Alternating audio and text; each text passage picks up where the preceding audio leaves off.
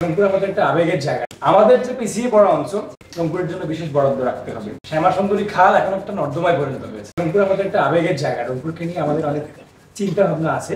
তো শুরুতে যেই রংপুর নামটা আসলে আমাদের সামনে যে ব্যাপারটা আসে সেটা হলো মঙ্গাপীড়িত এলাকা। এবং এই মঙ্গাপীড়িত এলাকার সুর ধরে একটা কথা আছে, যারা যত দুর্বল তাকে তত চেপে ধরা যায়। বিগত দিনের সরকারগুলো আমাদের সাথে ঠিক একই রকমের আচরণ করেছে এবং লাস্ট বাজেটে আপনারা সেই ব্যাপারটা খুব ভালোভাবে দেখেছেন যে বাজেট বৈষম্য আমাদের রোকেয়া বিশ্ববিদ্যালয় এবং রংপুর সিটি কর্পোরেশন সহ রংপুর কতটা বাজেট পেয়েছে।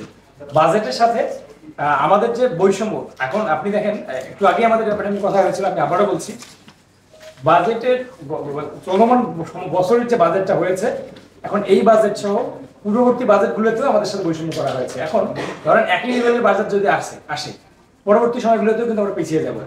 তো আমাদের যে পিছিয়ে পড়া অঞ্চল এবং আমাদের সাথে যে বৈষম্যগুলো করা হয়েছে, বৈষম্যের সাথে আমাদেরকে বিশেষভাবে অগ্রাধিকারের ভিত্তিতে রংপুরের জন্য বিশেষ বরাদ্দ রাখতে হবে। রংপুর সিটি কর্পোরেশন হওয়ার পর, প্রত্যেকটা সিটি কর্পোরেশন হওয়ার পরে একটা মাস্টার প্ল্যান থাকে। আমরা আসলে জানি না রংপুর সিটি কর্পোরেশন হওয়ার পর থেকে রংপুর সিটি কর্পোরেশনের জন্য কোনো মাস্টার প্ল্যান আছে কিনা। আমরা এটা স্পষ্ট আমরা শুনতে চাই যে আমরা রংপুরকে নিয়ে যে মাস্টার প্ল্যানটা হওয়ার কথা, এটা আর কতদিন পর হতে পারে, আদৌ হবে কিনা বা আসলে দিবে কিনা, রংপুর কি সারা জীবনে মঙ্গলতে থাকবে কিনা। রংপুর একটা ঐতিহ্যবাহী নগরী। ব্রিটিশ বিরোধী আন্দোলনের পর থেকে মুক্তিযুদ্ধ এবং 2024 সালের যে আপনার স্বৈরাচার বিরোধী আন্দোলন, খনি হাসিনার বিতরিত করার যে আন্দোলন, সে আন্দোলনের মোড় রংপুর থেকে একদম ঘুরে গেছে বলতে গেলে আবু সাইদের আত্মত্যাগের বিনিময়ে। আবু সাইদ সহ নাম না জানা অসংখ্য মানুষ আমাদের সহযোদ্ধা মৃত্যুবরণ করেছে। এই রংপুর ইতিহাসের একটা গুরুত্বপূর্ণ অংশ হওয়ার পরেও বারবার পিছিয়ে গেছে। আমি ইতিমধ্যে বলেছি রংপুর নগরী নিয়ে যে আমাদের মাস্টার প্ল্যান, সেটার কথা।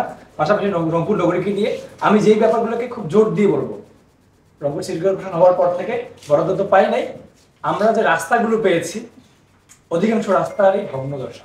আমি যে রাস্তাটা দিয়ে আসি প্রতিদিন, সেই রাস্তা সহ প্রত্যেকটা রাস্তারই ভগ্নদশা এবং আমরা জানি না আসলে কোন ওয়েতে কাজগুলো হয়েছে। প্রত্যেকটা রাস্তারই অবস্থা। কারণ আমি বলবো বিশেষ অগ্রাধিকারের ভিত্তিতে আগে এই যে যদি সম্ভব হয় ইনভেস্টিগেশন করে প্রত্যেকটা রাস্তাকে আবার পুনর্নির্মাণ বা পুনরায় সংস্কার করার জন্য।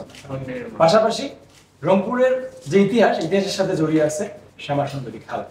আপনারা জানেন ইতিহাসের প্রত্যেকটা শহর নদীকেন্দ্রিক এবং তার সৌন্দর্যটা বৃদ্ধি করেছে সেই নদী। আমাদের রংপুর নগরীরও সৌন্দর্য বৃদ্ধি করার জন্য যে শ্যামা সুন্দরী খাল করা হয়েছিল, শ্যামা সুন্দরী খাল এখন একটা নর্দমায় পরিণত হয়েছে।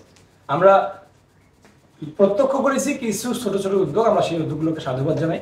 বেরিগ্লিন সহ বিভিন্ন স্বেচ্ছাসেবী ভলান্টিয়ার টিমের তাদের কাজ হচ্ছে তারা বিভিন্ন সময় উদ্যোগ নিয়ে এই শ্যামা সুন্দরী খালকে সংস্কার করে পরিষ্কার করার উদ্যোগ নিয়েছিল, কিন্তু এটা একদমই টেম্পোরারি ছিল।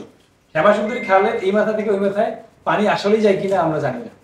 শ্যামা সুন্দরী খালকে নিয়ে বিশেষ পরিকল্পনা